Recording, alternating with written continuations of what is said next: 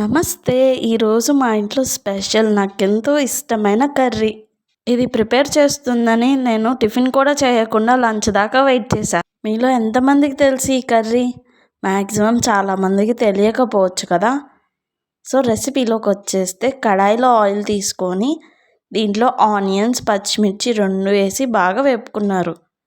కొంచెం ఇలా వేగిన తర్వాత జింజర్ గార్లిక్ పేస్ట్ వేసి మళ్ళీ వేపుకున్నారు.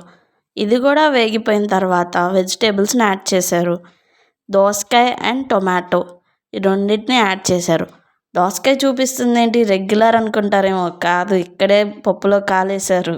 మెయిన్ ఐటెం గిన్నెలో చూస్తున్నారు కదా, చికెన్, హాఫ్ బాయిల్ చేసిన చికెన్ అనమాట. అది కూడా వేసి బాగా అలా తిప్పేసి సాల్ట్, పసుపు యాడ్ చేస్తున్నారు.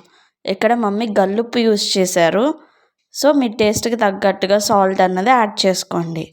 దీన్ని బాగా ఒకసారి తిప్పేసి మూత పెట్టండి. కొంచెం సేపు మగ్గిన తర్వాత మళ్ళీ తీసి తిప్పి దీంట్లో మనం కారం యాడ్ చేసుకోవాలి. కారం అన్నది ఇది ఎక్కువ స్పైస్ ఉంటుంది, అందుకని చెప్పి 2 స్పూన్స్ యాడ్ చేశారు. మీరు ఇంట్లో వాడే కారం ఎంత స్పైస్గా ఉంటుందో మీకు తెలుసు కాబట్టి దానికి అకార్డింగ్గా వేసుకోండి. కర్రీ అయితే కొంచెం స్పైసీగానే వచ్చింది. స్పైస్ తినని వాళ్ళు నార్మల్గా వేసుకోండి. మాకు ఇలా ఇది స్పైసీగా తినడం ఇష్టం కాబట్టి మమ్మీ కొంచెం ఎక్కువే వేశారు. సో కారం కూడా వేసినాక అలా మగ్గనిచ్చి మళ్ళీ తీసి వాటర్ వేశారు. వాటర్ కర్రీ మునిగేంతవరకే వేసుకోండి.